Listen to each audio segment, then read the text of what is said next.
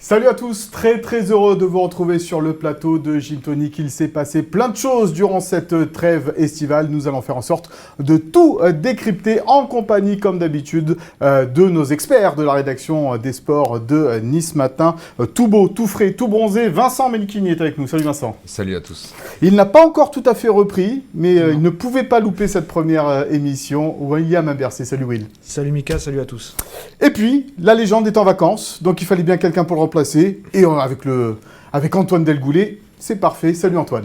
Salut Mickaël, alors je tiens à signaler quand même que la légende n'était pas encore prêt physiquement pour reprendre, donc on a laissé une petite semaine pour qu'il soit prêt pour la semaine prochaine. C'est le retour des internationaux ça. Ouais, oui, trop de rosé, trop de saucisson. Il a Merano. Ouais, c'est ça, une belle cure. Allez, notre premier invité de la saison, nous avons décidé de frapper fort avec Morgane Sanson, tout juste arrivé sur la Côte d'Azur. Salut Morgane. Salut.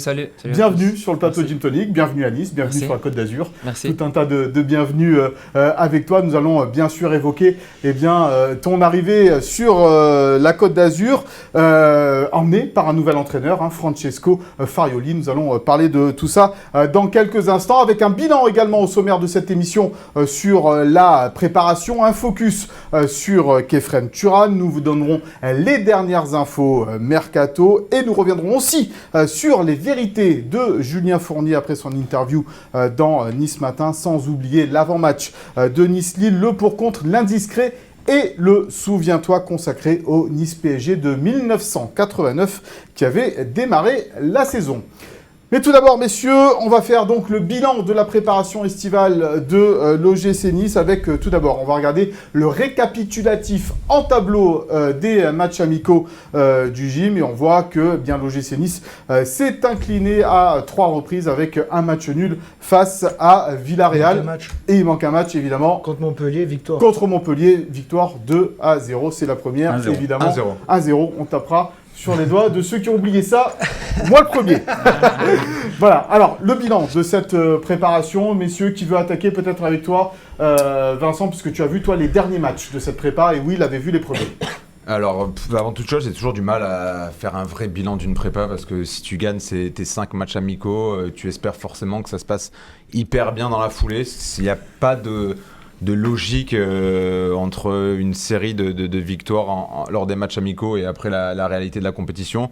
La Nice n'a remporté qu'un seul match, mais c'est plutôt anecdotique sur le plan des résultats.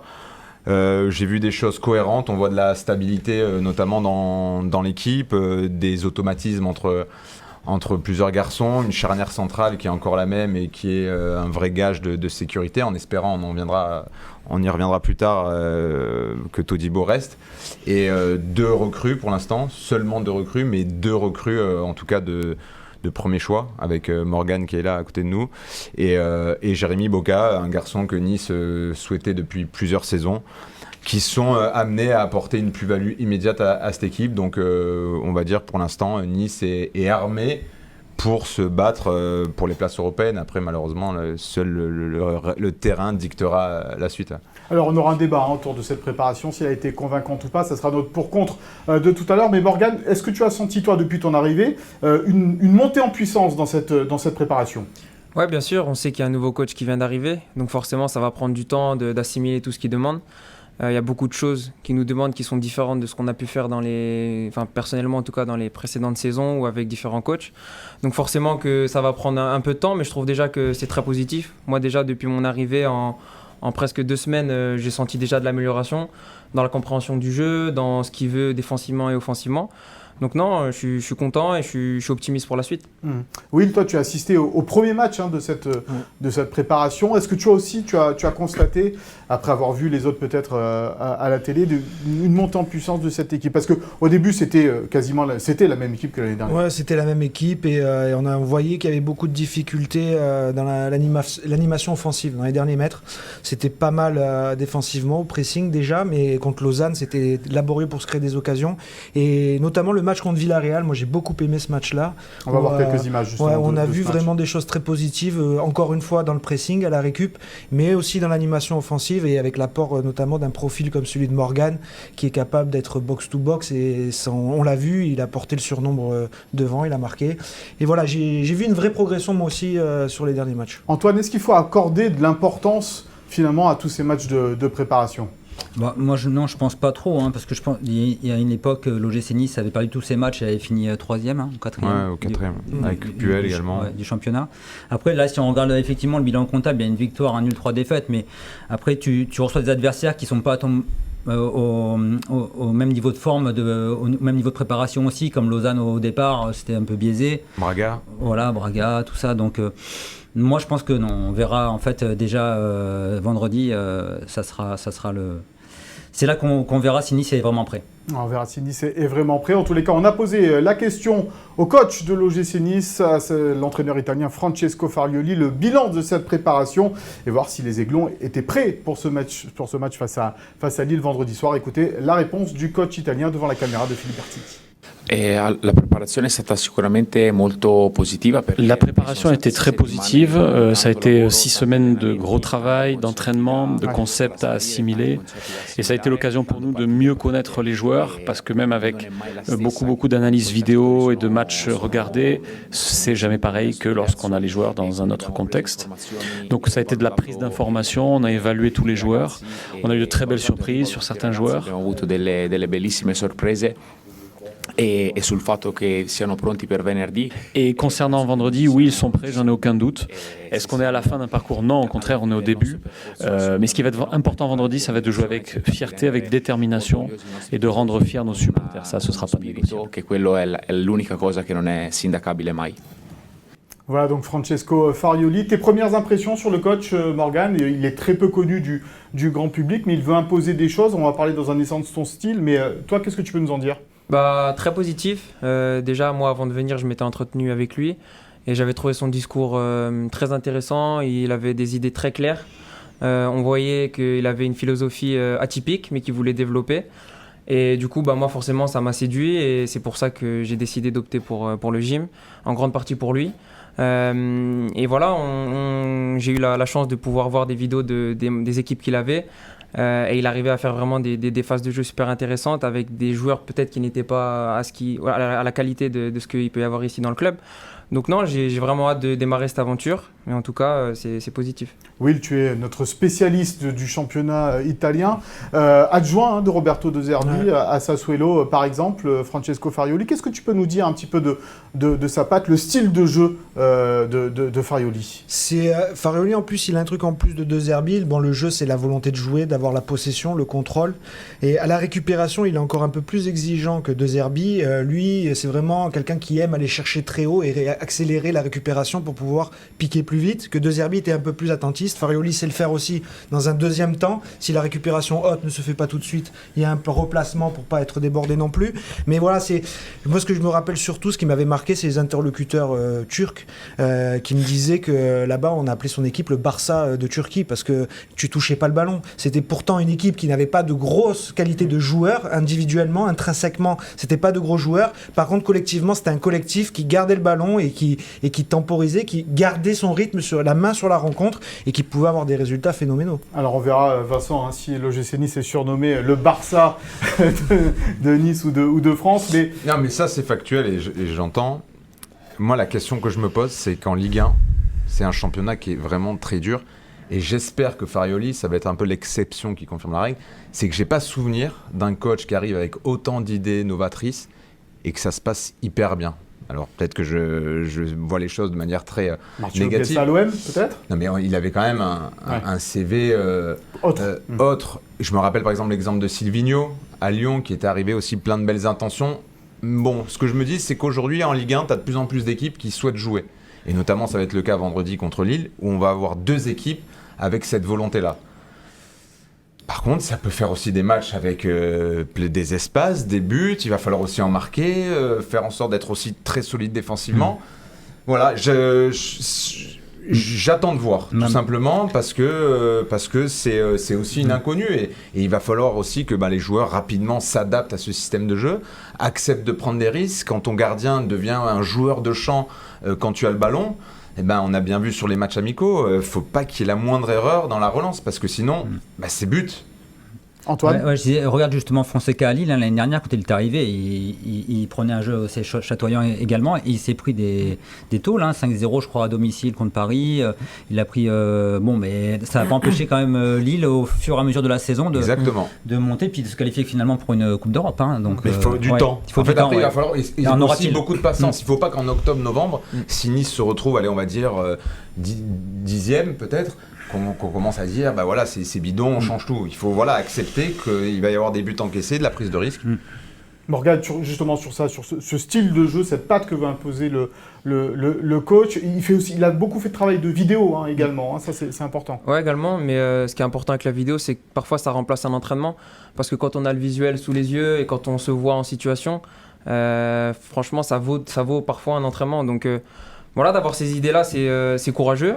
Mais je pense qu'aussi, il a bien analysé la situation et la Ligue 1. Il sait qu'il était dans une équipe qui prenait beaucoup de buts, mais l'année dernière, Nice a été une des équipes qui en prenait le moins. Donc je pense qu'il va savoir adapter tout ça et il va aussi compter sur des joueurs avec des profils différents pour performer. C'est un jeu qui demande qui est très exigeant quand même malgré tout, avec une qualité technique obligatoire, j'ai envie de te dire. Ben c'est ce il va faire un saut de qualité dans l'effectif par rapport à ce qu'il avait déjà en Turquie.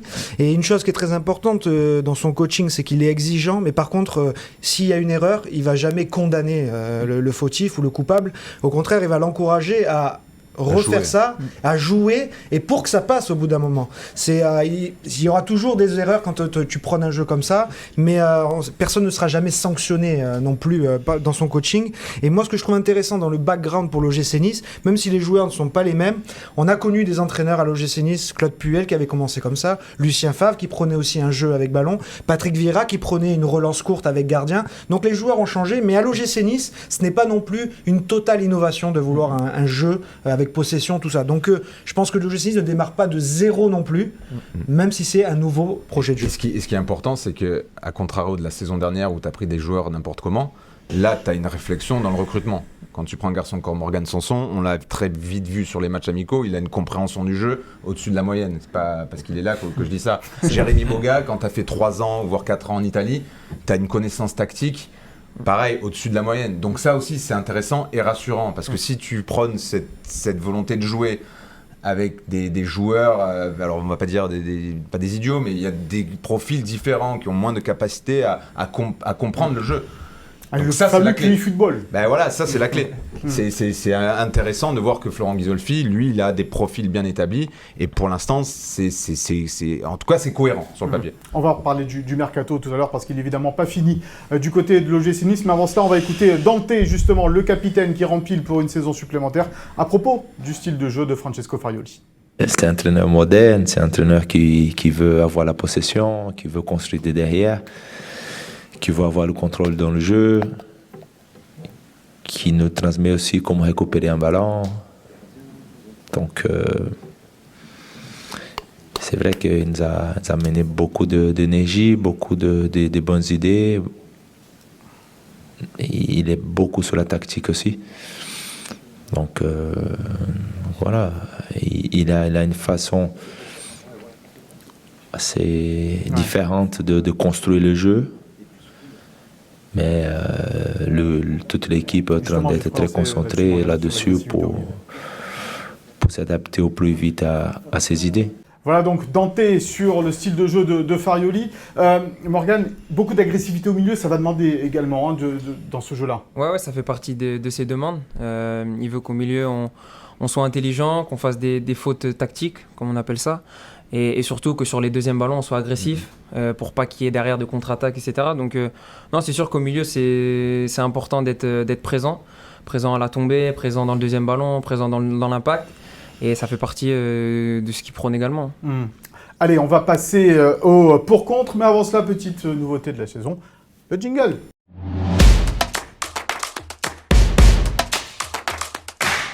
Et voilà donc les petits jingles cette année dans Gin Tonic. Allez, le pour-compte, ça sera autour de cette préparation, messieurs.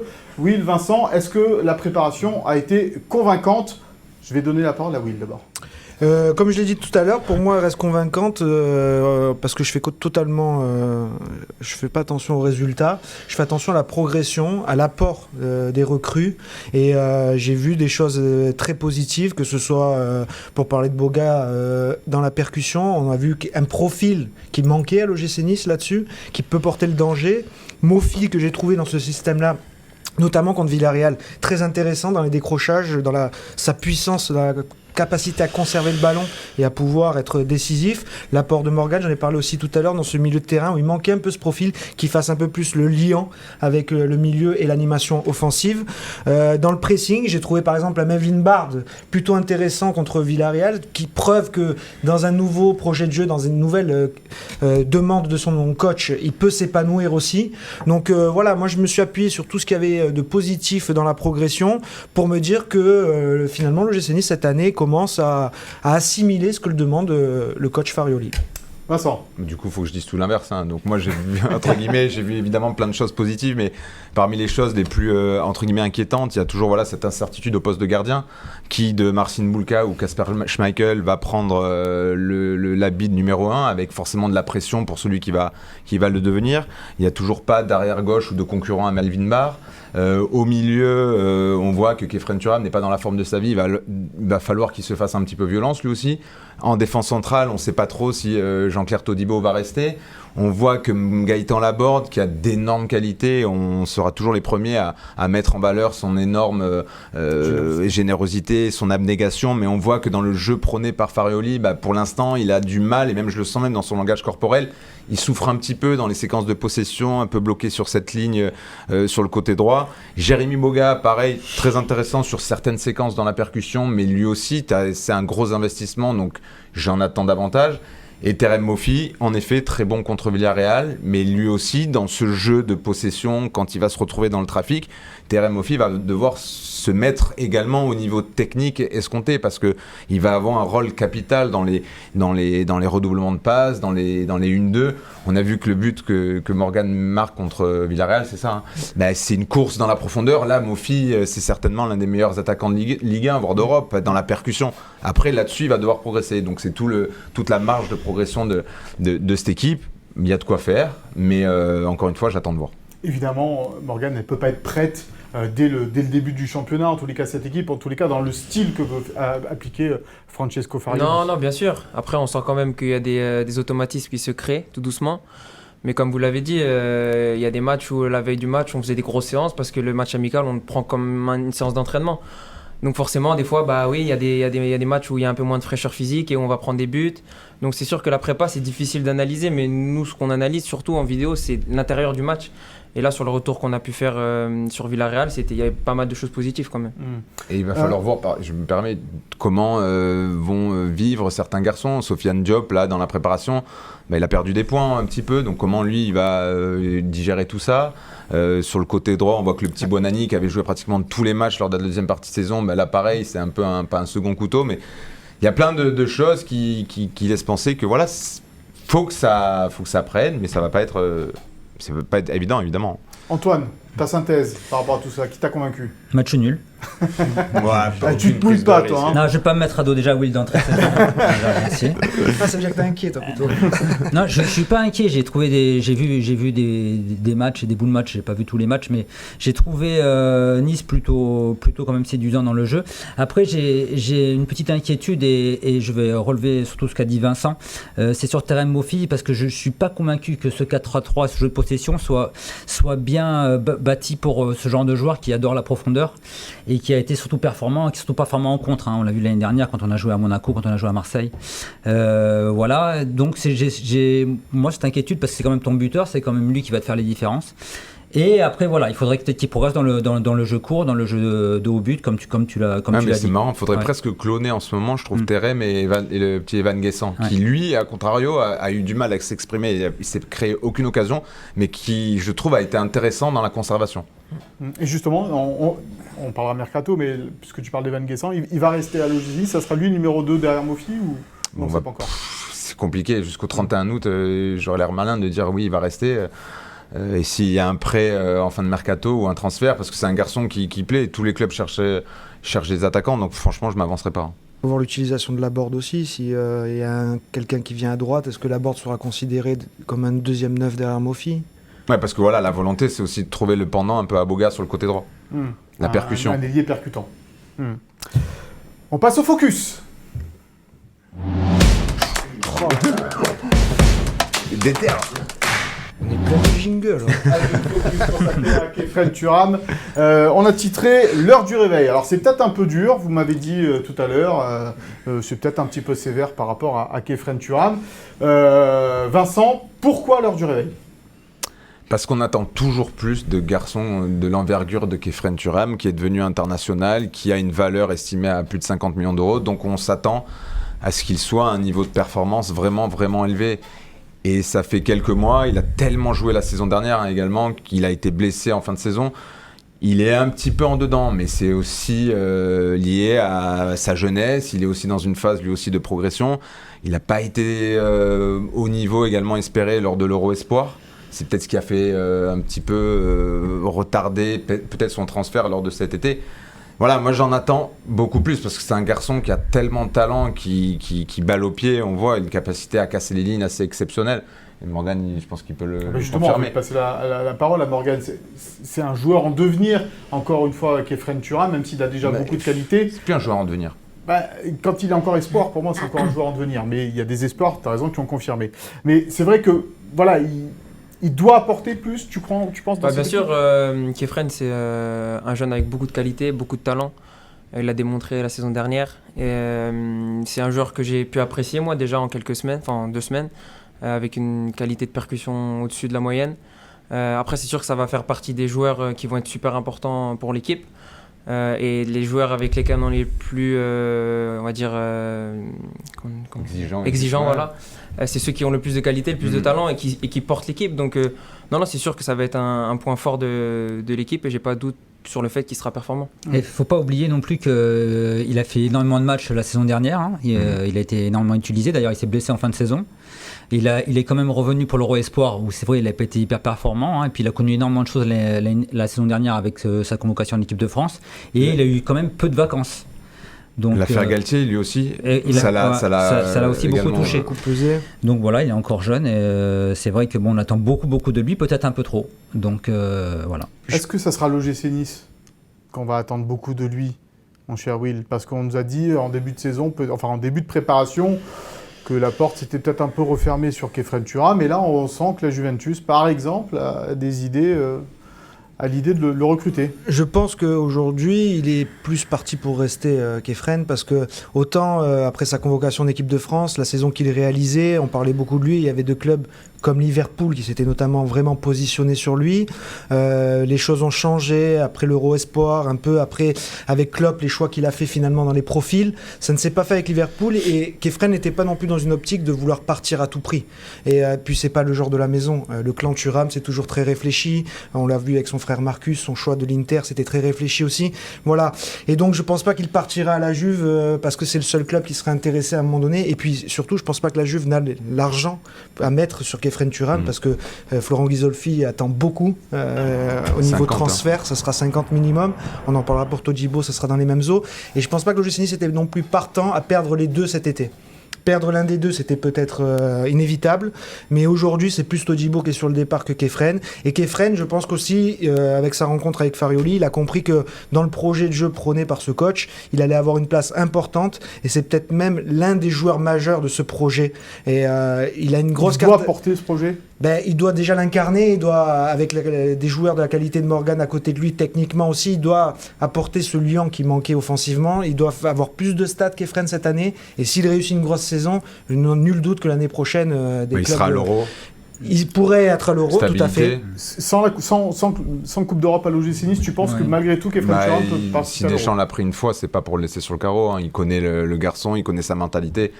Deschamps, il compte sur lui, c'est une certitude. Et après, c'est un profil atypique dans le milieu de terrain français. Non, il le prendra pas pour jouer titulaire, hein, c'est sûr, mais en tout cas... Ouais, c'est que c'est un garçon qui ne fera pas de vagues en plus, il ne joue pas beaucoup. Et puis il a besoin de jouer, et s'il signe à la Juventus, il va être surtout sur le banc, et là il n'aura aucune chance d'aller à l'Euro 2024. Voilà, donc ce qu'on peut dire sur Khéphren Thuram, en espérant justement qu'il apporte tout ce que vous venez de dire, messieurs, cette saison. On va ouvrir une page mercato en commençant par l'indiscret.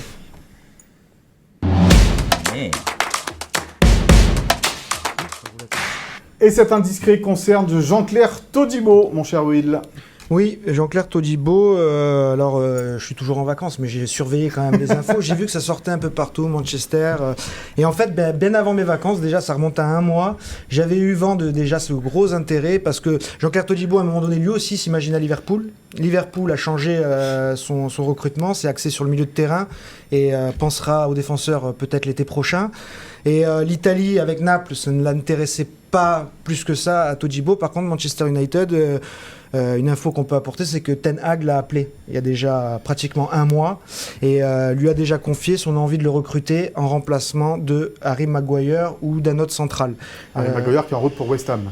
Il va falloir qu'il rallonge un peu West Ham parce qu'ils avaient proposé 25 et qui est vraiment pas assez pour un joueur qui avait été recruté 90 par Manchester United. C'est quand même beaucoup pour Maguire. Ouais.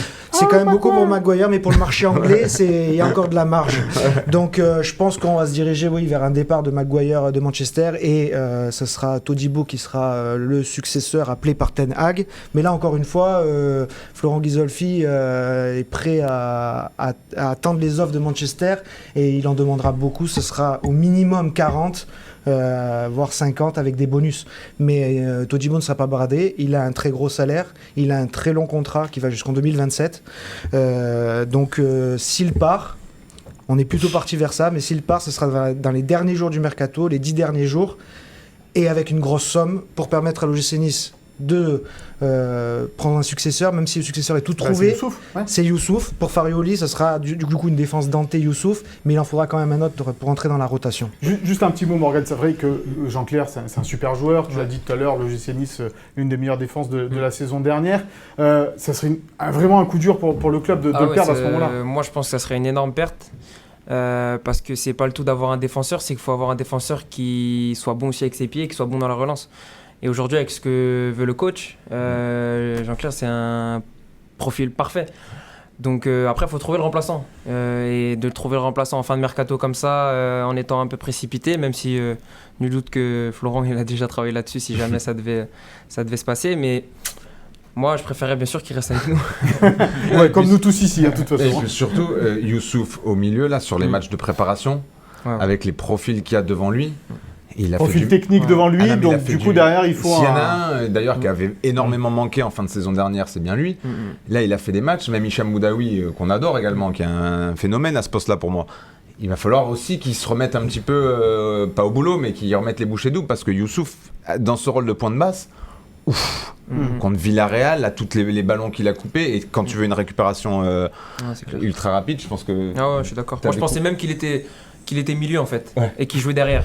Je lui ai dit mais t'es milieu en fait. Non, je suis pas milieu. J'ai dit mais c'est en fait. Il est impressionnant. Ouais, non, moi franchement il m'a impressionné. Ça a été dans les 2-3 joueurs qui m'ont vraiment impressionné quand je suis arrivé. Je pense que quand tu joues au milieu devant Youssouf, ah non, mais en plus de ça, il est super propre avec le ballon en fait. Dans les remises une touche, dans les passes, non vraiment c'est une belle découverte. Donc si j'entends bien Morgan, Antoine, il va falloir recruter derrière, parce que Youssouf au milieu, ça peut être très intéressant. Donc il va falloir peut-être recruter un remplaçant à Jean-Clair Todibo. Pas juste un remplaçant, un top joueur.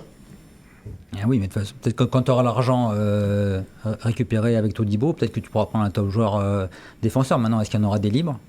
Ou est-ce que tu vas le trouver ? Moi, je ne m'appelle pas Florent Ghisolfi, déjà.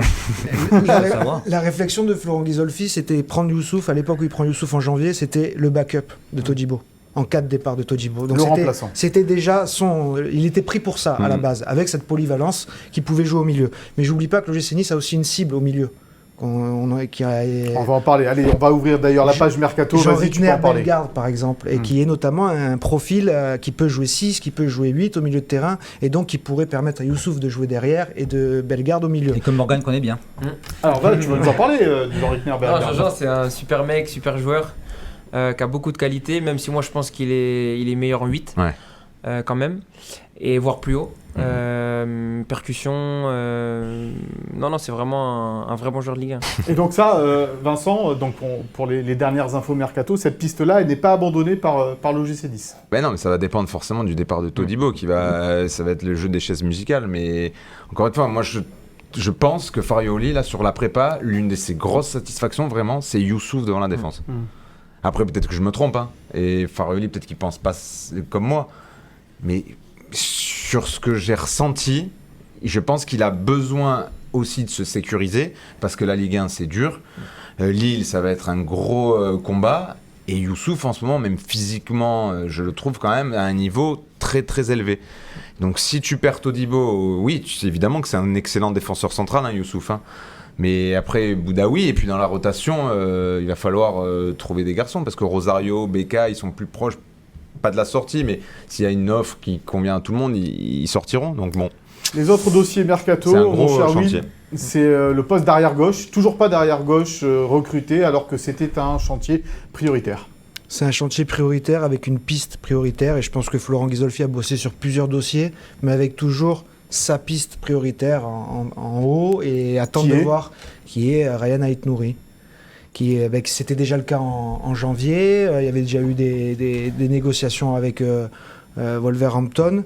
Aujourd'hui, Tu viens de changer de coach. Ouais. Lopetegui s'est fait virer. Ouais, et puis il a fait des bonnes choses depuis que l'OGC Nice s'est intéressé à lui. Il a mis un but de fou là. Là, il a marqué en prépa une espèce de volée sur un corner. Puis c'est un profil qui peut jouer un peu plus haut qu'arrière gauche. Il avait été utilisé d'ailleurs par le précédent entraîneur un peu plus haut. Donc c'est un dossier compliqué. Puis les Anglais en demandent une certaine somme aussi. Est-ce que l'argent de Todibo permettrait de se placer sur le dossier Aït-Nouri? Est-ce que Aït-Nouri finalement n'aurait pas envie de rester aussi à Wolverhampton puisqu'il a de nouvelles peut-être ambitions avec ce club-là et qu'il faudra se rabattre sur les autres pistes, Pellegrini ou d'autres. Et sachant que tu as mis all-in en plus sur Boga. Voilà. Avec 18 millions d'euros sur Jérémy Boga, c'est quasiment ton enveloppe transfert. Et ça, il n'y a plus rien. Hein. Il n'y a plus rien. Si tu vends pas, il n'y a plus rien. Bah, c'est déjà beaucoup, hein. C'est bien. Sans oublier qu'en fait, surtout, l'argent qui était mis sur Mofi et Youssouf, il était en fait... c'est sur ce mercato-là. Donc en fait, tu avais déjà dépensé une trentaine de millions avec Youssouf et Mofi, sans les bonus. C'est la fameuse voile réduite par Ineos. C'est ça, Vincent? On réduit la voilure cette saison. Le projet déjà, a changé. on fait plus n'importe quoi. Le projet a changé. Moi, je trouve que c'est plutôt du bon sens. En tout cas, on fait plus n'importe quoi. C'est bien. Bah, ça, on va voir si on fait plus n'importe quoi. Et sur le papier, c'est cohérent. Si on encore 3 joueurs au 31 août comme l'année dernière. L'an dernier, ce qui est hyper rassurant dans le foot, c'est qu'on se rend compte que quand les gens font n'importe quoi, en fait, ça se passe forcément mal. Donc ça, c'est plutôt une bonne chose. Là, aujourd'hui, Nice fait les choses de manière cohérente. Après, on ne sait jamais ce qui se passe dans une saison. Mais sur le papier, ce qu'on peut dire, c'est que ça ressemble à quelque chose. Après, bien malin, c'est celui qui va dire aujourd'hui combien Nice va finir. Et c'est sûr que ce ne sera pas le mercato que peut-être certains espéraient, avec 7-8 recrues, des choses comme ça. Mais par contre, il ne faut pas oublier ce qu'il y a aujourd'hui à l'OGC Nice. Et ce qu'il y a aujourd'hui, c'est déjà pas mal. Et alors, il manque 2-3 touches d'ajustement, mais je ne pense pas que cette année, l'OGC Nice avait besoin d'un mercato bouleversant avec 10 recrues. Et surtout, tu as réussi à solder le passif, à sortir... Épurer cette masse salariale. Pardon, il nous embête derrière. Non, mais Vincent, des autres pistes de l'OGC Nice sur le mercato, est-ce qu'il y a d'autres joueurs qui sont ciblés? Tu parlais peut-être d'un ailier droit un peu technique. Est-ce qu'on a des noms là-dessus? J'ai pas de nom parce que franchement ils ont aussi une grande capacité, c'est de travailler vraiment, ça fait rire les supporters, en mode sous-marin, camouflage. Par exemple sur le dossier Morgan, on l'avait pas vu venir par exemple. Franchement, je peux pas dévoiler qui m'a sorti l'info le lundi matin à 9h et ça allait très vite après, mais franchement fantastique. Hein. Et d'ailleurs il va retrouver vendredi un club qui pensait vraiment être plutôt costaud sur le dossier, en l'occurrence Lille. Franchement là on peut dire respect à Florent Ghisolfi sur ce dossier. Pour la petite anecdote, c'était un peu un défi supplémentaire pour Florent Ghisolfi cet été. C'était essayer vraiment d'être un minimum suivi dans les médias et de pouvoir aller au bout des coups sans que ça fuite. Tes discussions avec Nice, elles dataient de quand à peu près Moi j'étais tranquille, hein, ça sortait pas, je pouvais réfléchir. Non, avant que j'arrive, c'était peut-être 3 semaines. Ah ouais, quand même. 3 semaines. Nous on était tranquilles. Hein. D'ailleurs, c'est rare que ça se passe parce que des fois il y a un agent qui parle un peu. Je crois savoir que ça t'a porté de la conviction, quoi. Tu t'es dit bien quoi. Non, je me suis dit c'est sérieux en fait. C'est sérieux. C'est sérieux. Ça bosse sérieusement, ça lâche pas les bruits, quoi. Ouais. C'est ça. Sur le rayon de départ, est-ce qu'on peut imaginer, on parlait tout à l'heure peut-être de Rosario, BK qui aurait moins de temps de jeu peut-être cette saison. Est-ce que ça peut être des joueurs qui peuvent partir d'ici la fin du mercato? Oui, Brahimi aussi, on pourrait penser. Schmeichel, faut pas l'oublier. Schmeichel aussi. Ou Boulka, parce qu'on ne sait pas lequel des deux. Qui jouera Je pense que Boulka part avec une longueur d'avance, vu ce qu'il montre et vu le profil et ce que veut en faire le club de Boulka. Je pense qu'aujourd'hui, ce serait quand même un mini-échec que de perdre Boulka, à l'âge qu'il a, au potentiel qu'il a, plutôt que de perdre un Schmeichel qui était venu l'année dernière sur les décisions de certains. Donc là-dessus, voilà. Mais ce ne sera pas après des recrues qui vont te faire gagner de l'argent, qui vont te permettre de rebasculer. C'est plutôt pour resserrer l'effectif, garder concerné un maximum de joueurs et ne pas avoir des joueurs qui vont rester sur le banc pendant des semaines et qui vont un peu se morfondre dans le vestiaire, ce qui est jamais bon. Ouais. Faudra suivre, je pense, le dossier Youssef Attal, qui a rejoué 90 minutes, donc ça c'est une bonne chose. Par le Qatar. Il a les touches Qatar, Arabie Saoudite, il lui restait un an de contrat, donc franchement il y aura une réflexion. S'il y a un club qui, chez Rennes, cherche un arrière droit également, tu pourras toujours te dire qu'il y a un club qui va miser sur Youssef Attal. Parce qu'il a renforcer un concurrent, parce que si Attal... Oui, mais Attal, il lui reste un an de contrat, on sait très bien, on connaît sa fragilité, si tu peux récupérer un billet cet été, c'est peut-être le moment. Bon, après, en tout cas, on connaît la qualité du joueur aussi. Comme le dit si bien Antoine Delgaulet, je ne suis pas Florent Ghisolfi. Et après, tu as des garçons comme Sofiane Diop, il va falloir suivre ce dossier. S'il joue pas beaucoup, lui, sa volonté, c'est de rester. Ouais. Mais s'il passe le mois d'août sur le banc où il joue très peu, Sofiane Diop, peut-être tu peux te dire qu'un club en Turquie qui va peut-être faire une demande de prêt. Gaëtan Laborde, c'est un joueur qui plaît, il marque 15-20 buts par saison, peut-être qu'il y a un club qui va mettre une offre. Donc ça c'est le mercato jusqu'au 31 août. L'an dernier on a vu que ça a bougé. Hein. Ah oui. Il se passe d'ailleurs tout et n'importe quoi lors des derniers jours. Et moi je pense voilà, Diop, Laborde, ce sont des valeurs sûres. Bamba Dieng, non, la piste est terminée. C'est fini. Allez, ce qui a fait l'actualité aussi cette semaine du côté de l'OGC Nice, c'est l'interview de Julien Fournier dans les colonnes de Nice Matin. Vincent, c'est toi qui as réalisé cette interview. Tu vas nous en faire un petit peu le making-of. Pourquoi maintenant? Parce qu'on a beaucoup posé, les supporters ont beaucoup posé cette question du timing de cette interview. Pourquoi maintenant? Tout simplement parce qu'en juin c'était pas possible, j'étais en vacances, on n'arrivait pas forcément à se caler sur un rendez-vous, juillet après c'était pas possible, la justice avait quand même aussi le nez dans cette affaire, ça fait 1 an qu'on essaye de le faire, ça fait 1 an que c'était pas forcément le bon timing pour parler, et en fait ça s'est fait tout naturellement, on s'est calé il y a peut-être 2-3 semaines pour se donner rendez-vous la semaine dernière du côté de Marseille. Et c'est pour ça qu'on a publié cet entretien à 4 jours de la reprise. Et malheureusement, sur le timing, je peux entendre que c'est peut-être pas le bon moment, même si je trouve que cet entretien est assez intéressant en tant que supporter de Nice. T'es pas obligé de le lire, mais il y a plein de choses intéressantes. Et voilà tout. C'est comme on essaye depuis son licenciement de faire Lucien Favre, et j'ose espérer qu'un jour on l'aura. Il n'y a pas forcément de bon timing pour ce genre d'entretien. Si on l'avait fait en octobre, après quelques défaites, on nous aurait dit que c'était pas le bon moment. Donc voilà, on l'a fait. Je pense que c'est un dirigeant qui a travaillé pendant plus de 10 ans dans ce club-là, qui a fait en sorte également que le club avance.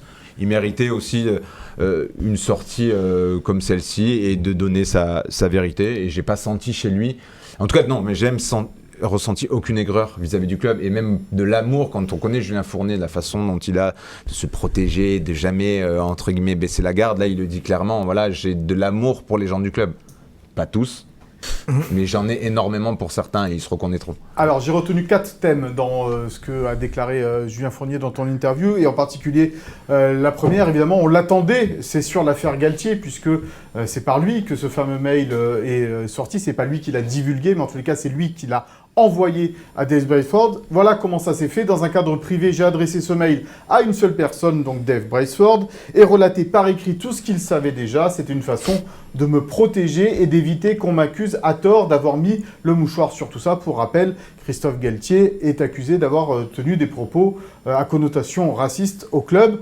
Il passera devant le tribunal correctionnel de Nice pour cela le 15 décembre. Et il est présumé, bien sûr, innocent à l'heure où l'on parle.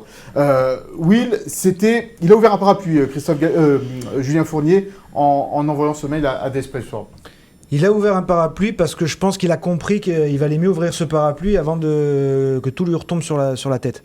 Parce que je pense qu'avant ce mail qui tombe dans les derniers mois, il avait déjà fait remonter ce genre de choses, mais qui ne sentait pas le répondant ou d'au-dessus de lui qui lui disait « Bon, ok, on va se prendre en charge ce problème-là ». Il laissait couler. Et à force de laisser couler, Julien Fournier se rendait compte que si, par contre, ça sortait, qui on allait tenir responsable de ça, d'avoir laissé couler, c'est lui. Donc, quelque part, il a ouvert un parapluie pour, comme il le dit, se protéger, et il a bien eu raison. Parce qu'on ne sait pas jusqu'où aurait pu aller cette histoire. Aujourd'hui, Christophe Galtier va passer au tribunal. Donc, si quand même, il faut le dire, s'il passe au tribunal, c'est que vraiment l'enquête a donné des billes. Il y a des choses concrètes, parce que sinon il ne serait pas allé jusqu'au tribunal, il aurait juste été entendu et l'histoire s'arrêtait là. Ce qui est amusant d'ailleurs, c'est qu'il est passé en audition et en garde à vue à Nice le jour où l'OGC Nice a annoncé son nouveau coach Francesco Farioli. C'était le timing, encore une fois, tout est une histoire de timing du côté de l'OGC Nice. Autre petite phrase, c'est à propos de Didier Digard, qui ensuite après Lucien Favre, a également remplacé Christophe Galtier à ce poste d'entraîneur. Pour Julien Fournier, je pense que Didier Digard méritait de redémarrer la saison. Didier a ramené des résultats, le vestiaire le suivait, le club était apaisé. Il a fait face à une tempête médiatique, ce sera très formateur pour la suite. Vincent, on a tous été étonnés au moment du choix de Francesco Farioli de se dire... Si l'OGC Nice prend Francesco Farioli, qui est un coach inexpérimenté et très peu connu du grand public, pourquoi ne pas avoir gardé Didier Digard ? Et tu t'es posé la question toi aussi. Mais on se la pose tous. Et je pense que Didier Digard se la pose encore aujourd'hui. C'est un choix de club. Je pense qu'il y avait aussi la volonté de tourner la page. Peut-être en haut lieu, chez Ineos, on avait aussi tout intérêt à ce que certaines personnes ne soient plus au cœur de l'actualité. D'ailleurs, on se rend compte que Didier Digard n'est plus à la tête de l'équipe première. Fred Joria également un petit peu dans l'ombre. Et je pense que Florent Ghisolfi, lui aussi, avait la volonté d'avoir un entraîneur à lui. On sait très bien qu'aujourd'hui, les directeurs sportifs, ils ont cette volonté d'avoir une prise vraiment directe sur leur entraîneur.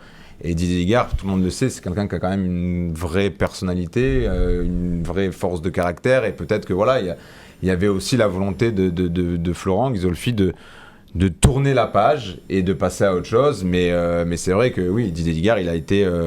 forcément surpris de voir que c'était un entraîneur inexpérimenté qui prenait sa place. Sur le départ de Julien Fournier du club, c'était la saison dernière. Ils devaient faire le mercato en entier. Ils avaient envie que je parte. C'était les dirigeants niçois, bien sûr. Faire un mercato en me demandant d'assumer des décisions qui n'étaient pas les miennes, ce n'était pas possible. Je ne pouvais pas assumer ce qui allait se passer. Un homme droit. Complètement, hein. Je veux dire, bon, et puis après, il ne faut pas oublier que je pense qu'aussi, c'est lui qui avait été chercher Christophe Galtier et qui s'est senti, à un moment donné, je pense, trahi par Christophe Galtier, qui voulait, à la limite, le mettre de côté pour faire venir Campos. Voilà, aussi, c'est vrai. Donc c'est sûr que, bon, et puis voilà, et puis après, il ne s'est pas senti, effectivement, sur le mercato... Là, tu ne veux pas travailler sur quelque chose, donc tu vas même pas voir les fruits, quoi. Donc, En gros, sur le mercato, il avait été dit tu vas t'occuper des sorties. Voilà, tu vas t'occuper de faire partir les joueurs que tu as fait venir, notamment Dolberg. Voilà, et c'était ça son mercato. Et puis, si tu fais des entrées, ce sera celle qu'on va te donner nous. Donc, tu vas devoir t'occuper de gérer les transactions qu'on va te donner nous à faire. Donc, il n'avait plus les mains libres sur son travail. Donc, il leur a dit moi, si c'est pour être la marionnette. Merci, au revoir. Et pourtant, sur ce mercato 2022-2023, il avait des idées, il avait des accords même peut-être. Julien Fournier, regardez, on avait établi une liste de 4 joueurs, ils étaient tous d'accord pour venir. Il s'agissait de Steph Mandanda, Romagnoli, Luis Sinisterra qui était à Feyenoord et Marcus Thuram. On aurait également pu faire signer Axel Witsel, tout cela entraîné par Roberto De Zerbi. Alors ça, c'est ce qui a fait plus réagir les supporters, parce qu'avec des si, bon voilà, il a aussi venir Brahimi, Srafi... bien sûr, et après sur un mercato, Obadi... il s'en est pas caché. Quand je lui demandais un peu les transferts ratés, il a rigolé, il a fait il y en a plein, hein, Bambou, Makengo... on peut se rappeler de Srafi, Ensoki, pour d'autres raisons, il expliquait d'ailleurs. Mais après, on ne sait jamais ce qui se serait passé avec ces joueurs-là. Mais en effet, si vous demandez aujourd'hui à Lucien Favre ce qu'il pense de ces joueurs-là et à l'inverse de ce qu'il pense de Sorensen, Joe Bryan et tous les autres, ben voilà, il n'y avait pas photo. Sur le papier, Marcus Thuram, il est aujourd'hui à l'Inter Milan, Romagnoli il joue à la Lazio, celui qui était à Feyenoord, il est à Leeds. Mandanda, on a vu à Rennes l'an dernier ce que ça a donné, c'est quand même d'un autre niveau que notre Mandanda, c'était au détriment de Lloris, ne pas l'oublier. Absolument. Donc ça, c'était une pierre dans le jardin peut-être de Julien. Ah non, mais ça, il n'a jamais caché. Au final, il a chaque été un petit peu appelé Hugo Lloris par courtoisie, mais il n'a jamais caché son faible et son admiration pour Steve Mandanda, qui, à l'inverse du cas, par exemple, Yannick Cahuzac, aurait certainement eu une sorte voilà, et tout le monde serait mis d'accord pour dire que Mandanda c'est la grande classe. Ce qui ne veut pas dire que Cahuzac ce ne l'est pas, mais il y a un passif qui était différent pour moi. Oui, puisqu'on en parle de Yannick Cahuzac, mon cher Ali, il a donné une interview dans Corse Matin, se justifiant pourquoi ça ne s'était pas fait avec l'OGC Nice, en oubliant peut-être certains passages de sa carrière du côté de Bastia et certains chambrages. Moi, j'aurais aimé y aller un peu plus les pieds dans le plat dans cette interview. Ce qu'on aurait aimé faire nous, d'ailleurs, c'était un peu les négociations à l'époque avec le club, parce qu'il fallait mettre les pieds dans le plat, je pense, dans cette histoire, qu'ils comprennent pourquoi vraiment qu'ils réagissent à la colère des supporters, parce qu'elle tombe pas de nulle part non plus, cette colère des supporters. Donc là, il a fait une petite interview pour dire le pourquoi du comment, gentiment, sans vraiment aller en profondeur dans ces histoires-là. Mais aujourd'hui, moi, ce que je retiens de cette affaire-là, c'est autant Florent Ghisolfi s'est trompé au départ quand il a cru que Cahuzac c'était la bonne idée en surprenant tout le monde. J'apprécie qu'après, avec l'échange avec le club, avec les supporters, il est revenu en arrière et il n'est pas passé en force. C'est preuve de son intelligence, sa réflexion club. C'est pas un homme qui pense qu'à sa gueule et qui dit moi je fais et puis on verra ce qui se passe derrière. Il a vraiment pensé au club. Fallait pas que ça se fasse, ça s'est pas fait. Non, et puis aussi dans Cahuzac, là, moi j'ai vu une interview encore ce matin, et effectivement là il dit, elle fait pas de vague, hein. Il dit quand même qu'à un moment que les supporters lui en veulent parce que pour un match qu'il n'a pas joué. Or il oublie quand même de dire qu'il avait retweeté un tweet de Jacques Fati sur ce match-là, avant ce match-là, qui avait un peu mis le faux poudre. Qui avait mis le faux poudre, sérieusement. En fait. C'est surtout ce tweet-là qui... Ouais. Voilà donc ce que l'on pouvait dire et sur Julien Fournier sur cette petite affaire Cahuzac. On va passer aux Abjim, le meilleur de l'OGC Nice. Il y a des choses à voir, hein. On a fait un petit best-of de tout ce qui s'est passé durant cette intersaison. C'est Sophie Tourcé qui l'a préparé.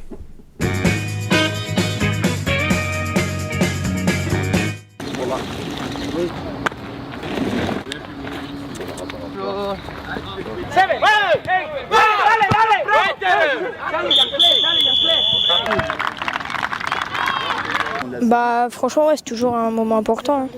Et j'ai hâte qu'on gagne. Merci beaucoup. 2, 3. Nickel. T'es content? Très content. Alors? En plus le nouveau maillot, Farioli, nickel chrome. Ça, y a personne qui l'aura celui-là, personne, impossible, à part le coach. Et moi. Et toi? Moi je suis le deuxième coach en fait.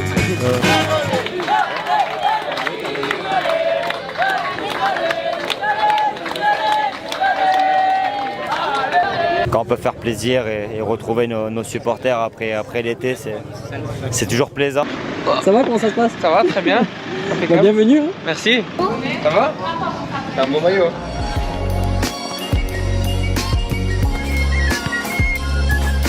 Salut les Niçois, c'est Morgane. Très heureux de vous rejoindre et j'espère qu'on pourra faire de grandes choses ensemble. À très vite.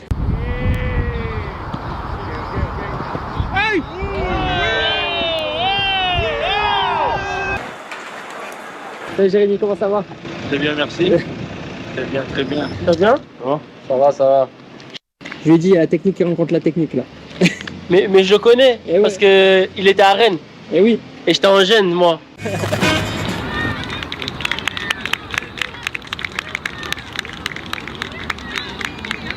mettais le meilleur buteur de la saison, ok? Ok.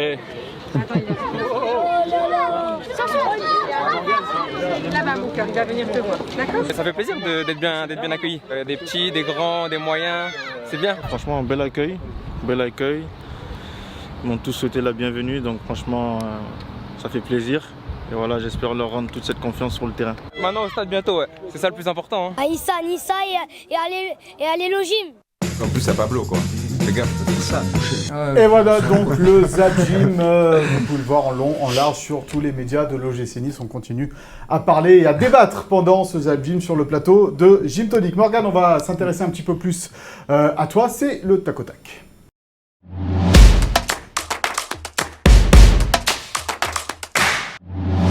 Alors, tout juste arrivé sur la Côte d'Azur, Morgane, comment tu te sens déjà dans ce club, dans cette ville alors, tu as connu l'Olympique de Marseille, c'est vrai, mais ici à Nice, comment tu te sens aujourd'hui? Très bien, je me sens bien.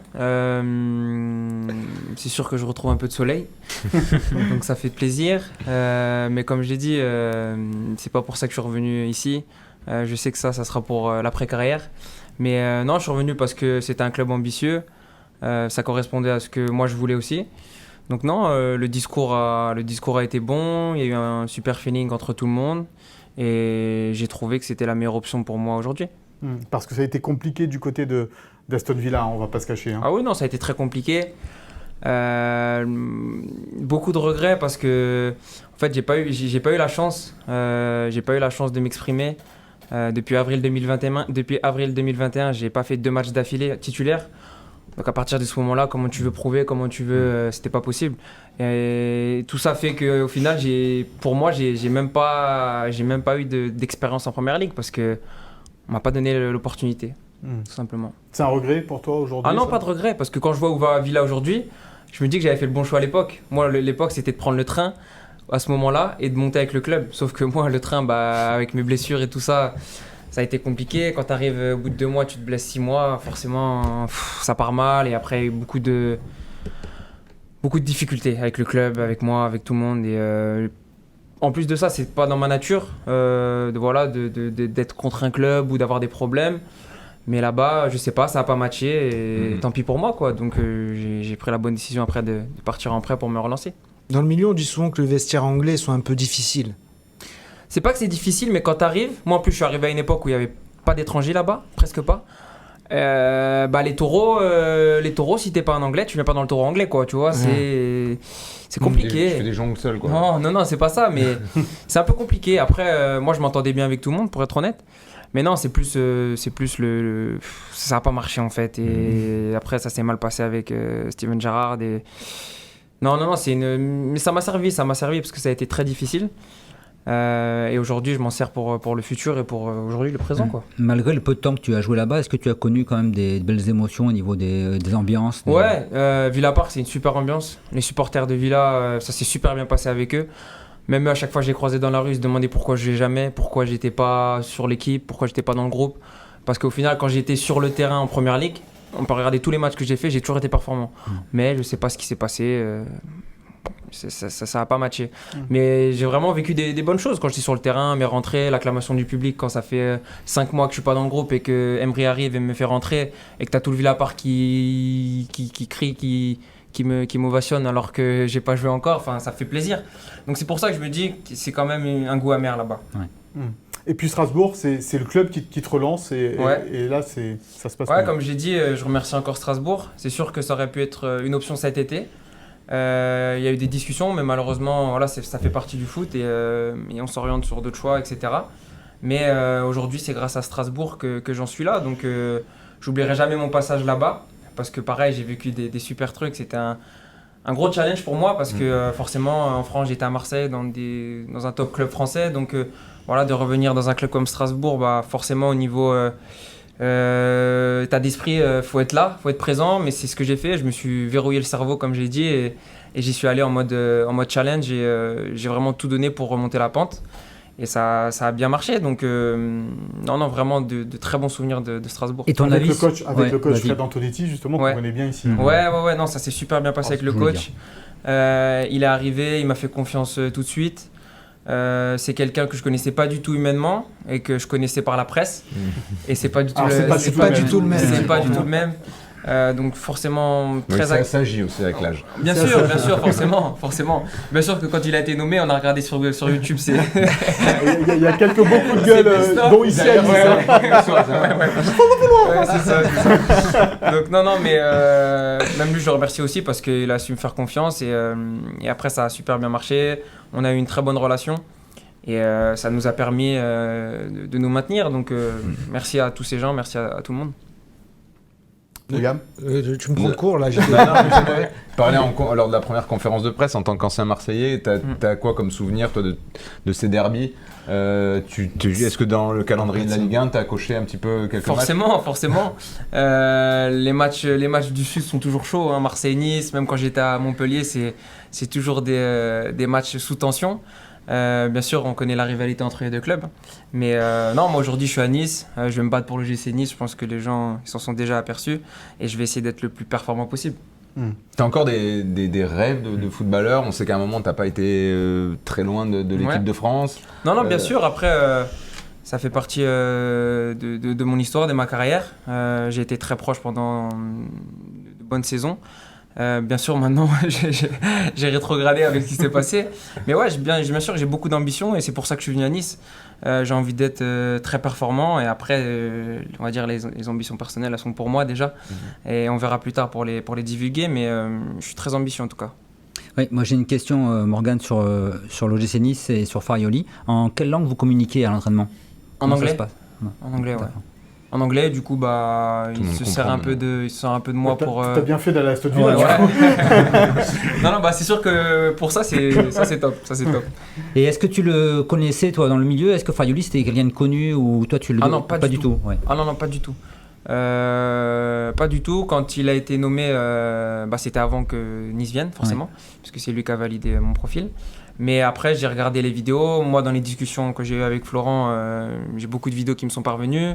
Après, je me suis renseigné et c'est là que j'ai compris que c'était quelqu'un de compétent. Et puis après, De Zerbi, on sait ce qu'il fait en première ligue. Moi, j'ai eu la chance de voir jouer de mes propres yeux Brighton et c'est exceptionnel. Donc, lui, il a été dans cette sensibilité-là. Et dès les premiers entraînements, j'ai senti que c'était la même chose. Donc, non, j'ai vraiment très, très content. Dans les discussions, on dit souvent aussi que c'est quelqu'un de très précis, qui connaît beaucoup de choses sur les joueurs qui l'intéressent. Est-ce qu'il t'a surpris sur des choses qu'il savait déjà sur toi? Ouais, bien sûr. Quand je suis arrivé, moi, au bout de 2 jours, déjà, j'ai fait 45 minutes de vidéo avec lui, en face à face. Et il m'a mis d'accord directement, donc non, c'est positif. D'ailleurs, c'est ce qui a charmé un peu tout le monde, et notamment Florent Ghisolfi. Il a été impressionné par son intelligence, ses compétences, sa connaissance mais très très pointilleuse en fait, de tout en fait. Et c'est notamment pour ça qu'il a été choisi. Et puis c'est pas pour rien aussi qu'il a pris l'un des agents les plus puissants du foot français actuellement, qui est Messa Ndiaye, qui lui aussi est tombé sous le charme de cet entraîneur. Et c'est aussi pour ça qu'il a réussi à le placer à l'OGC Nice. Il n'y a pas de mystère non plus. Et Messa Ndiaye, il n'a pas pour réputation de s'associer avec des entraîneurs entre guillemets de seconde zone, quoi. Voilà, il sait faire. Alors tu es prêté avec option d'achat ici à l'OGC Nice, mais c'est quelque chose d'assez contractuel en fait. Toi, ta volonté, c'est évidemment de t'établir sur le long terme. Ouais, bien sûr. Moi, c'était ma volonté première de m'inscrire dans un projet longue durée, entre guillemets. Et c'est pour ça que c'est un peu anecdotique, ce contrat, etc. Mais moi, ma volonté, c'est vraiment de m'inscrire dans le club, dans le projet, dans la ville, et de faire mon maximum pour être performant le plus tôt possible. D'ailleurs, l'option d'achat, on l'avait révélé dans Nice ce matin. C'est 25 matchs. Je crois que c'est autour de 20 matchs. Et dans les 8 premiers. Et dans les 8 premiers. Ouais.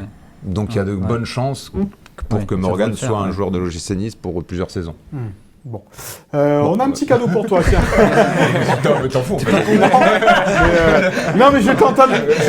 Tu sais quoi? C'est tout bête, j'étais en train de me dire. Si Nice finit 9e, comment Morgane va pouvoir gérer ça alors qu'il aura certainement bien joué sous les couleurs du Niçois. Tu peux aussi également lui dire tu me respectes pas. Il peut très bien jouer et Nice peut finir 9e, ça peut arriver. Regardez cette saison. On a un petit cadeau pour toi, Morgane. C'est pas une question, mais un petit message. Hello mon frérot, on m'a demandé de faire une petite vidéo pour te poser une question. Pour être honnête, j'ai pas de question. Juste pour dire que je suis très heureux que tu rejoignes ce club, un club qui me tient vraiment à cœur, où j'ai passé 3 formidables saisons. Et je suis sûr que tes valeurs en tant qu'homme et en tant que joueur correspondent parfaitement à ce club et que vous allez vraiment matcher ensemble et que tu vas être apprécié des supporters. Voilà, en tout cas, moi je suis très heureux et je vais suivre l'OGC Nice encore plus attentivement maintenant et je te souhaite le meilleur comme d'habitude. Après le reste, tu sais tout. Issa Nissa. Voilà donc le message sympa d'Anthony Mounier que vous connaissez bien. Raconte-nous. Ouais, bien sûr, ça a été Ça a été une personne très importante pour moi à Montpellier. On a vraiment gardé un super contact. Il fait partie de mes amis dans le monde du foot. Il y en a très peu, mais il en fait partie. Il était à mon mariage. Donc c'est vraiment quelqu'un qui compte beaucoup pour moi. On a une super relation. Et puis c'est sûr qu'aujourd'hui d'être à Nice, il était content. Tu en as parlé avec lui Oui, bien sûr, on en a parlé. Ouais. Il t'a encouragé à venir. Oui, bien sûr, il m'a dit d'y aller, il m'a dit fonce. Et puis du coup, comme j'ai dit, j'ai foncé. Il a laissé un bon souvenir, Antoine Mounier, dans les débuts des années 2010. Il a quand même lui aussi contribué à ce que le club ne descende pas sur notamment sa dernière saison. Avant de signer à Montpellier, il était presque à 10 buts sans tirer les pénaltys. Toujours en Grèce là ? Il joue toujours en Grèce, en D2 grec. Et c'est une machine, il s'entraîne comme un fou. Il va jouer jusqu'à 40 ans. Il se prend pour Cristiano Ronaldo. Il a l'air de tenir leur forme. Allez messieurs, on va passer à l'avant-match de ce Nice-Lille, premier match de la saison, donc vendredi à 21h du côté de l'Alliance Riviera. L'honneur d'ouvrir ce championnat, Morgan, pour l'OGC Nice. Tous les yeux vont être braqués sur Nice et sur Lille aussi. Ça rajoute un petit peu de pression, ça ? Non, c'est bien d'ouvrir le championnat vendredi soir. Un match qui va être regardé, donc c'est tout ce qu'on aime. Parce qu'après, il y aura encore un match décalé, Nice-Lyon le dimanche soir. L'été, les aime bien venir à Nice sur la Côte d'Azur. L'été. Surtout l'été. Ça peut passer de bons week-ends. Avant le match, il peut se passer un bon temps. Tu dois avoir le directeur des sports de Canal dans le coin. C'est ça, les mecs sont en vacances. Bon, oui, évidemment, il faut bien débuter le championnat, parce qu'on l'a dit, cette année, ça, c'est beau. 18 clubs seulement, donc 34 matchs, faut pas se louper. Ouais, là, la marge d'erreur est encore réduite. Puis on voit que le mercato aussi cet été, il y a des équipes qui travaillent bien, qui se sont bien renforcées. Une dont tu veux pas dire le nom, par exemple. Je vais dire Marseille. Non, je sais pas de qui tu parles. Je connais pas cette équipe-là. Je suis désolé, Morgan. Mais ici, on n'emploie pas ce mot-là. Non, toi, je pense notamment aussi à Reims, qui fait un recrutement très intéressant. C'est beau ça. Ouais, non. Mais je trouve que ce championnat. Il n'a pas dormi en Tanzanie. Il est là. Il y a deux grosses mises là. Le Barça et Reims là. En fin de saison là. Non, et puis on commence par de belles affiches. Nice-Lille. Derrière, il y a un gros programme. 4 équipes qui sont costaudes sur les 6 premières journées. Donc moi, je suis un peu excité de cette avant-saison. Plus la première journée, je vais me la faire tranquillement. T'as la barbe qui frise. Ouais, c'est mon moustille. Bon, c'est vrai que, attention à Rennes aussi. Ouais, bon, il y a évidemment beaucoup d'équipes. Qui a recruté des joueurs que Nice aurait bien recruté. Ouais. Mais ce premier match de la saison contre Lille, contre une équipe qui est joueuse, ça on le disait tout à l'heure en plus, ça va être 2 oppositions, mais avec un style de jeu, on a envie d'avoir le ballon, quoi. On a envie d'avoir le ballon. Ah bah il a dit le coach Farioli, Fonseca, il met en place un petit peu ce que lui veut mettre en place. Donc je sais pas trop ce que ça peut donner quand 2 éques veulent autant le ballon. Il y en a forcément chacun. C'est ce qu'il a dit le coach. Mais ça va être hyper intéressant parce que Lille l'an dernier, je me suis régalé à les voir jouer, et notamment avec un garçon qui a rayonné. On en avait parlé sur ce plateau, c'est Rémi Cabella, et je crois qu'il fait encore une préparation d'avant-saison assez d'un niveau très élevé. Jonathan David est toujours là. Ils ont pris également un attaquant là qui est hyper performant. Il y aura des absents, Moumtiti par exemple, qui sera absent. Ils ont perdu José Font. Non, mais ça va être un super match, je pense. Et si tout le monde veut jouer, on va au stade pour voir 2 équipes qui jouent au ballon. Donc, avec on espère du monde à l'Alliance, Antoine, évidemment. Ils attendent 25-26. Voilà, là, c'est l'été. Si tu vas pas là pour la première journée pour découvrir. T'as pas d'excuses. Découvrir l'équipe, c'est bon quoi. On adore, on se rappelle petit, les premiers matchs de la saison. Oui, et puis l'horaire parfait, là, tu vois, t'as bien le temps d'aller à la plage et de profiter, puis au soir tu vas au match. Le soir il fait bon en plus maintenant, donc voilà, ça fait 2 mois que t'as pas vu de foot, du gym. Voilà.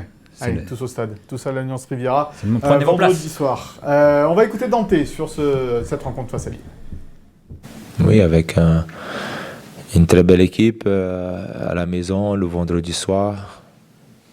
Match d'ouverture, tout est lié, tout est parfait. Après, maintenant, c'est à nous d'être très concentrés, de vraiment mettre une grosse énergie, une grosse intensité dans ces matchs-là pour pouvoir prendre les 3 points. Est-ce que tu peux nous parler un petit peu de... C'est impossible. Voilà donc, allez, on repart sur après ce qu'a dit Dante, messieurs, et du coup, on va passer à la compo probable de ce Nice-Lille. Philippe Rizzoli.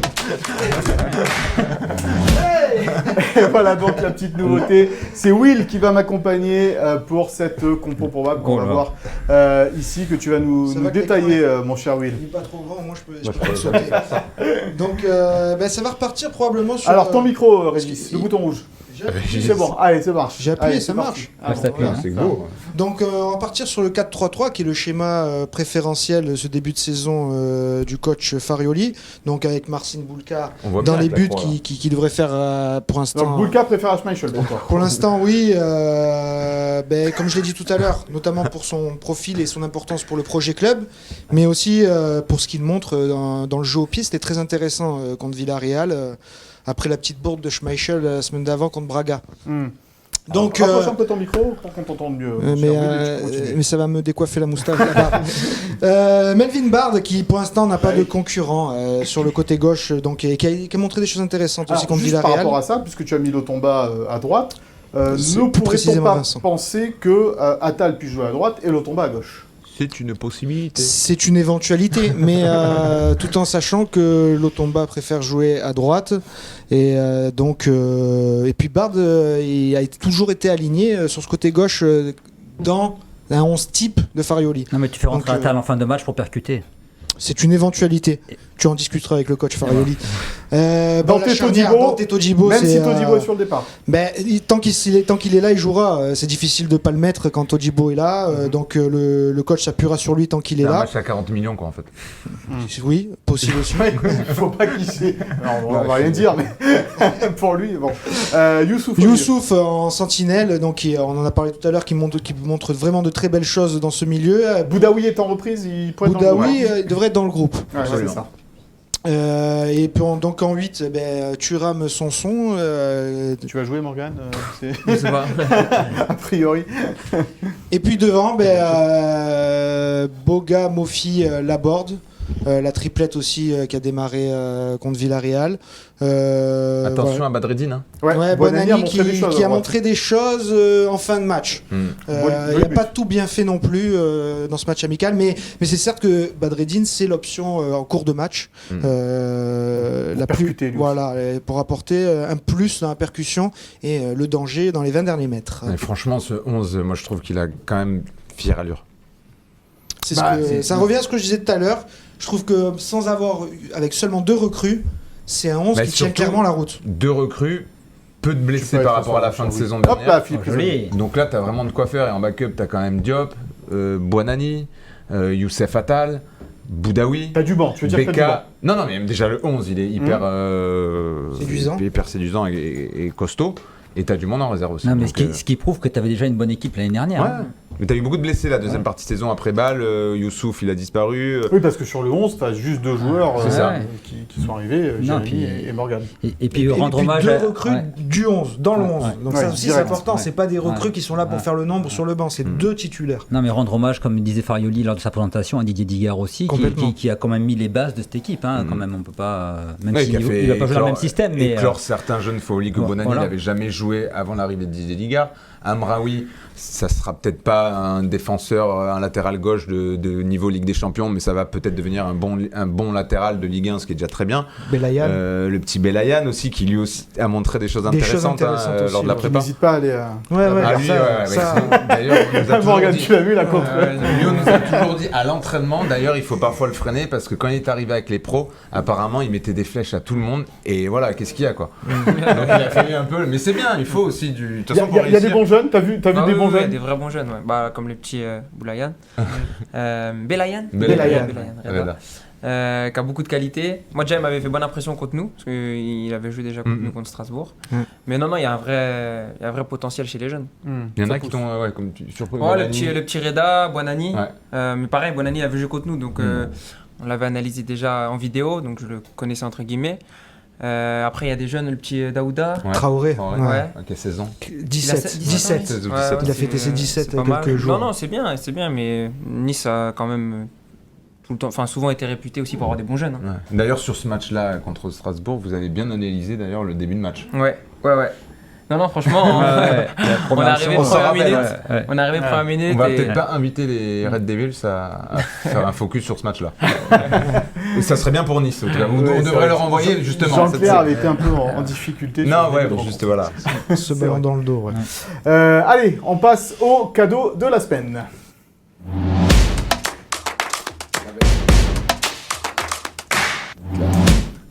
Tout nouveau, tout beau, le nouveau maillot de l'OGC Nice, rouge et noir avec un nouvel équipementier. Et celui-là, il est signé par notre invité, Morgan Sanson. Et pour le gagner, eh bien, vous avez l'habitude maintenant, il faut pronostiquer le bon score du match entre l'OGC Nice et Lille, ainsi que le nom des buteurs avec le petit hashtag Gymtonics, histoire de vous départager donc le maillot de Morgan Sanson, signé, il l'a fait il y a quelques secondes, voilà, à gagner pour ce premier Gymtonic de la saison. Mika, ton avis sur le nouveau maillot? On en avait parlé, non, déjà? Il est mieux en vrai qu'en photo. Voilà ce que je peux dire. Voilà. Il est bien apporté? Ouais, franchement, il est bien. La matière est top qualité. Ouais. C'est le plus important, peut-être. Il est assez souple, il est soyeux, il est doux. Hein, short noir, chaussettes noires, ça serait parfait. Ah oui, c'est vrai que les supporters, ils sont plutôt pour le short noir et pas le short blanc. Bon, ça c'est... On l'avait bien noté dans le journal, je crois. D'une saison. Allez, c'est l'heure du Souviens-toi.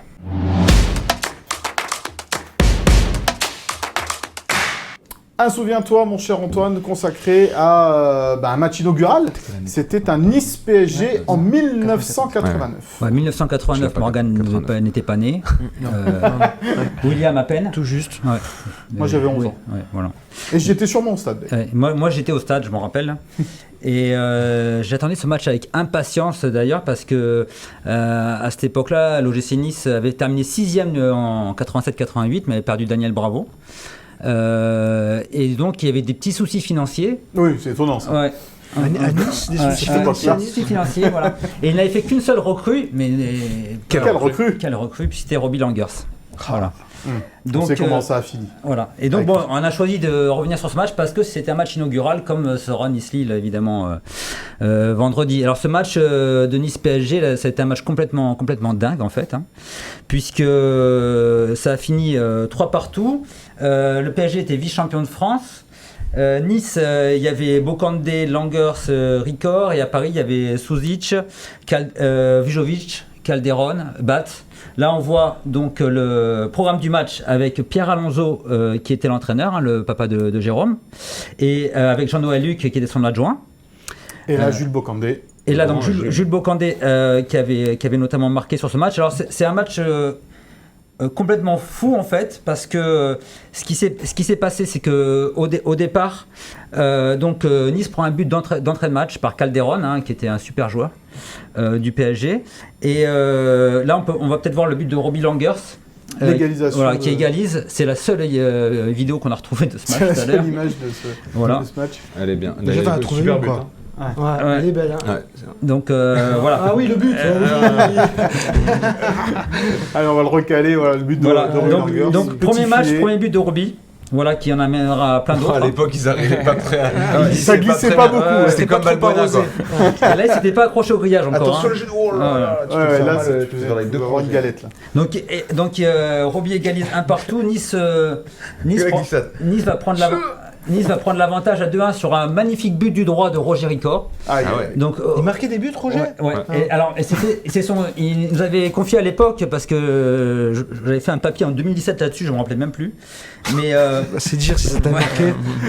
mais il avait marqué du droit, il me disait que c'était le seul but du pied droit de sa carrière. Une frappe de 18 mètres, soit elle allait au fond, soit je cassais la vitre du bus derrière les tribunes. Alors pourquoi un nul houleux? Alors un nul houleux parce qu'on y vient justement, il faut être patient. Donc ça c'est la une de Nice Matin le lendemain. Voilà, Nice PSG 3-3, un nul houleux. À l'époque c'était Jean Chaussier qui avait, qui avait couvert ce match-là. Philippe devait faire les déclats peut-être à l'époque. Oui, t'es en vacances comme ça.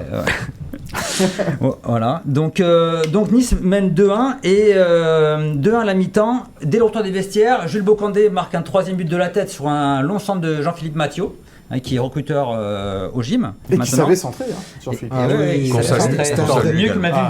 C'était un vrai latéral, Jean-Philippe. Pardon. Non, tacle gratuit là-bas. Gratuit. Melvin, il va progresser. Il est jeune. Faut qu'il change de coupe de cheveux. Voilà. Et donc Nice mène 3-1. Mais dans la foulée, Paris obtient un penalty et sur une petite faute, donc ça commence un peu à chauffer, un penalty un peu généreux.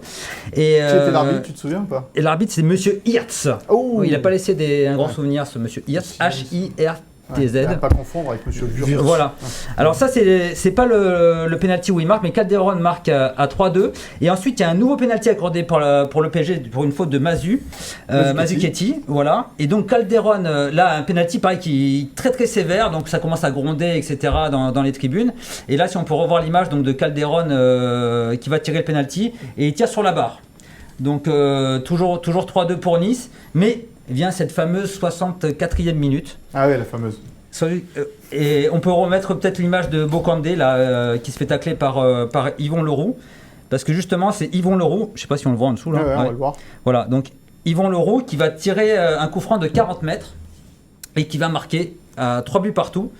Mais là, c'est là qu'il va commencer un peu le pugilat parce que Fabien Pifto, qui était dans les cages, qui n'était pas le dernier à la bagarre, voilà, avait vu l'arbitre lever la main. Donc coup franc direct. Donc coup franc direct. Ah, je m'en souviens maintenant. Il s'imaginait voilà, que c'était un coup franc indirect. Et donc il avait tiré directement. Je me souviens de cette histoire. Leroux. Ouais. Et donc. Qui était brun. Ah non, c'est Janol, pardon. J'ai pas osé la faire. Pardon, c'est Janol qui avait marqué. Attends, Morgane, il a rien compris là. Je pense que si tu lui fais résumer à Morgane le match, je pense que là. Je vais le regarder, ce sera. Mais après, dans les pas de la légende. Il rend hommage à pas la légende qui veut. Voilà, sur le souviens-toi. Non, bah donc c'est Philippe. Des fois, la légende, il aussi, il fait ouais, mais je commence à être rôti aussi. Il fait chaud là. Et donc c'est Philippe Janol qui a marqué une super frappe. Laurent en avait une belle aussi, mais effectivement c'est Janol. Et donc Pifto avait vu l'arbitre lever la main, donc là il dit mais non il n'y a pas but, etc. Il s'énerve, il bouscule l'arbitre. Aïe. Voilà, donc expulsé. Mais Mario Innocentini, le président de l'époque, se sont bafoués. Donc il dit à tous ses joueurs de sortir. Ah oui. Donc pendant un quart d'heure, plus de match, etc. Ouais, bon, finalement, très calme, Auré. Finalement, le match reprend avec Jean-Philippe Mathieu dans les buts. Belle anecdote, je savais pas qu'elle était. Ouais, Jean-Philippe Mathieu était dans les buts et donc il m'a encore pour combien de temps là? On a éclaté le temps. Donc Jean-Philippe disait que chaque fois que les adversaires s'approchaient, j'avais l'impression que les buts s'agrandissaient. Mais finalement, il a été bien défendu. Le match est fini à 3 partout avec une expulsion de Sanjak qui jouait à l'époque. Donc 2 expulsions du coup. Voilà, l'expulsion de Sanjak qui avait taclé méchamment Kurbos. Ça a fini en rouge, un petit peu en bagarre. Puis finalement, tout s'était un peu calmé, sauf au niveau des supporters qui s'en étaient pris après au bus du PSG. Kurbos qui avait joué à l'OGC Nice juste avant. D'ailleurs, tu as déjà joué au Stade du Ré? Non, mais Kurbos jouait à Nice. La seule fois, c'était Sanjak qui avait. Sanjak qui était au PSG. Ah oui. Voilà. Et donc, ça se finit ce match 3 buts partout. Et Innocentini était quand même content puisqu'il avait donné la prime de victoire à ses joueurs malgré le match nul. Voilà. Mais on espère que Nice sera plus calme quand même. La semaine prochaine, nous vous demanderons de résumer d'Antoine, si vous avez compris quelque chose. Le petit hashtag Gymtonic, ça va bien. Il y avait trop de buts. Morgane, merci beaucoup en tous les cas d'avoir été notre première invitée de la saison. Merci. Bonne continuation avec cette équipe de l'OGC Nice. On va bien sûr suivre tout cela attentivement dès vendredi soir donc face à Lille. On te souhaite plein de bonnes choses dans cette saison et de revenir évidemment dès que tu veux. Tu es le bienvenu sur ce plateau. Messieurs, merci beaucoup. Merci à toi. Merci à toi, Mika. C'était bien. Belle veste. Super veste. Je pour la première. Beau polo pour toi aussi. Merci. Allez, on se quitte en disant un grand merci à Philippe Bertini, Sophie Doncé, Chloé Wargard et Franck Fernandez à la préparation et à la réalisation de cette émission. Un salut amical à Charles Aron et Samuel. On se retrouve vendredi 18 août pour un nouveau numéro de Gymtonic. À la semaine prochaine. Bye bye.